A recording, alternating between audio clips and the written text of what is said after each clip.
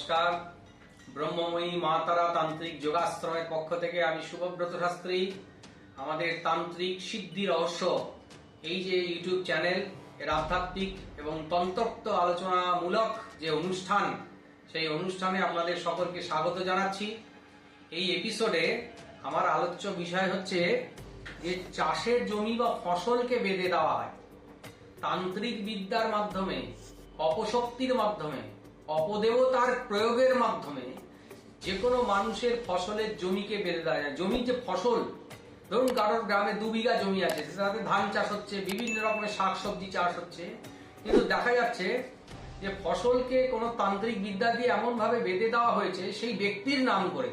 তার আশেপাশের যে জমিতে তাতে ঠিক মতন ফসল ফলছে, কিন্তু সেই নির্দিষ্ট ব্যক্তি যার নামে ক্ষতি করা হলো, তার ধরুন 1 বিঘা কি 2 বিঘা জমি রয়েছে, তাতে ফসল ফলে, সেই জমির ফসল নষ্ট হয়ে যাচ্ছে। ধান চাষ করছে, ধান একটু বড় হয়ে সেই ধানের বীজ নষ্ট হয়ে যাচ্ছে, পচে যাচ্ছে, জ্বলে যাচ্ছে। কোনো ফসল চাষ হচ্ছে, কোনো শাকসবজি চাষ হচ্ছে, সেই শাকসবজিগুলো পচে যাচ্ছে, নষ্ট হয়ে যাচ্ছে, সে ফসল ধরছে না। এরকম প্রচুর ঘটনা আমি দেখেছি। তারাপীঠে আমার আশ্রম আছে, আশ্রমের আশেপাশে প্রচুর ধানের জমি, চাষের জমি, গ্রামগঞ্জে এটা শত্রুতা এবং হিংসার কারণে একজন আরেকজনের ক্ষতি করে থাকে। এইভাবে ফসল নষ্ট হয়ে যাচ্ছে। আমাকে একজন এসে বলল যে দাদা, বেগুন চাষ দিয়েছিলাম, এত ভালো গত বছর বেগুন হয়েছে, সেই বেগুন আমরা নিজেরা খেয়েছি, আশেপাশে পাড়ার লোকেদের, গ্রামের লোকেদের বিলি করেছি এবং বাজারে বিক্রিও করেছি, ভালো মুনাফাও হয়েছে। কিন্তু এবছর বেগুন চাষ করছি, যা চাষ দিয়েছি সব বেগুন পচে গেছে, মাঠের মধ্যেই বেগুন নষ্ট হয়ে ফসল জ্বলে গেছে। এটা কেন হচ্ছে?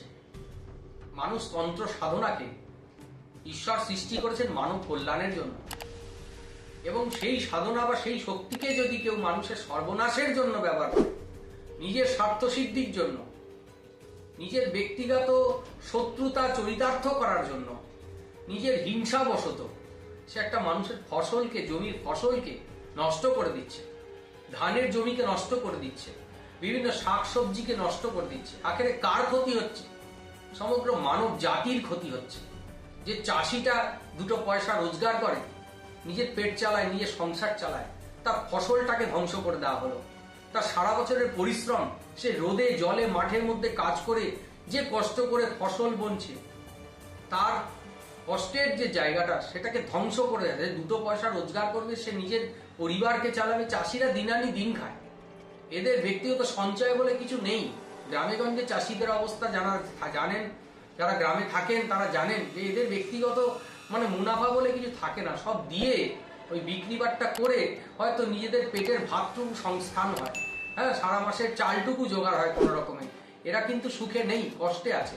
তার মধ্যে যদি এই ধরনের খারাপ কাজ করা হয়, নোংরা কাজ করা হয়, ঘৃণ্য কাজ করা হয়, চাষের সবজি নষ্ট করে দিচ্ছে, ধানের ফসলকে ধ্বংস করে দিচ্ছে, সে সারা বছরের তার পরিশ্রম, তার যে যন্ত্রণা, তার যে কষ্ট, শহরে আমরা এই ঠান্ডা ঘরে বসে সেটা উপলব্ধি করতে পারবো না। যারা গ্রামগঞ্জের মানুষ তারা বুঝতে পারে এই চাষিদের কষ্টটা কি। এই 40 ডিগ্রি গরমে তারা সকাল ভোরবেলা থেকে বিকেল পর্যন্ত কাজ করছে, আর বছর শেষে দেখা গেল তার ফসলটাকে নষ্ট করে দেওয়া হলো গুপ্ত তন্ত্রবিদ্যার মাধ্যমে, অশুভ শক্তি চালানের মাধ্যমে, অপদেবতা চালানের মধ্য দিয়ে। এই ধরনের ঘটনা যা অনেকের অবিশ্বাস মনে হতে পারে, শহুরে মানুষের কাছে এটা অবিশ্বাস্য মনে হতে পারে, কিন্তু আমি নিজে স্বচক্ষে দেখেছি। বহু মানুষ আমাকে এসে এরকম বলেছে, আমি নিজে স্বচক্ষে দেখেছি। আমি যখন গ্রামে গঞ্জে দূরে দূরে গুরুর কাছে যেতাম তান্ত্রিক বিদ্যা শিখতে, তখন দেখেছি এই তন্ত্রের অপপ্রয়োগ কি করে মানুষকে সর্বনাশ করতে পারে। গ্রামে গঞ্জে এই তান্ত্রিক বিদ্যার যে অশুভ প্রয়োগ কি করে মানুষের জীবনটাকে ধ্বংস করতে পারে, সেটা আমি নিজে স্বচক্ষে দেখেছি।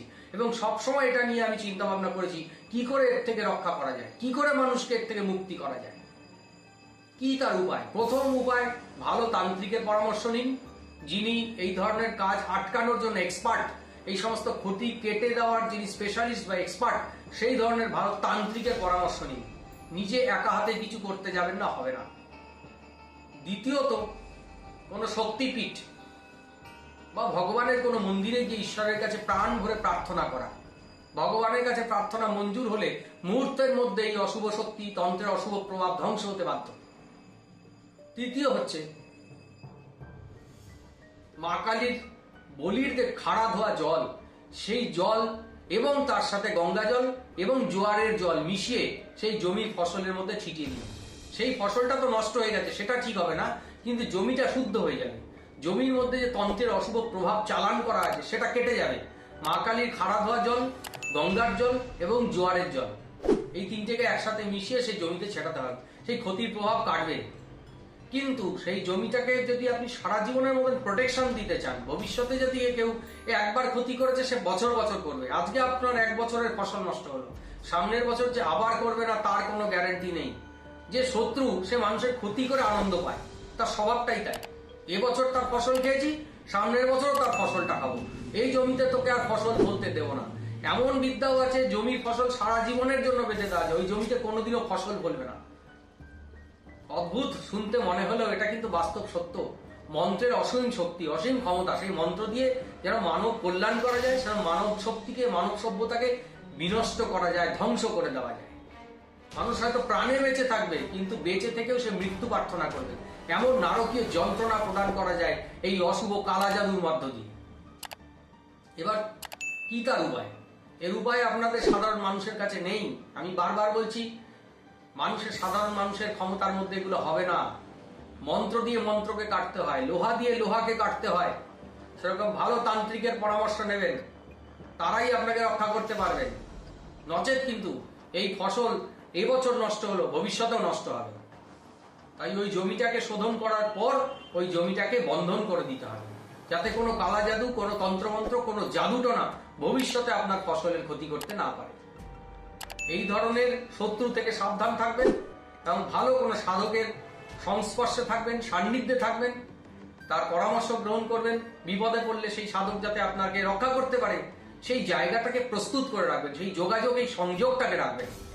তবেই এই অশুভ তান্ত্রিক বিদ্যার প্রয়োগের হাত থেকে আপনি রক্ষা পাবেন, সেই চাষি রক্ষা পাবে এবং এই মানব সভ্যতা রক্ষা পাবে। আপনাদের সকলের মঙ্গল হোক, সকলের ভালো থাকুন।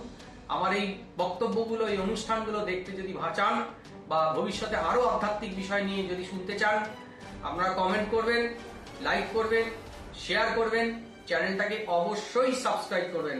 শুধু দেখে চলে গেলে হবে না, চ্যানেলটাকে সাবস্ক্রাইব করবেন, শেয়ার করবেন, সবাইকে দেখার সুযোগ করে দেবেন।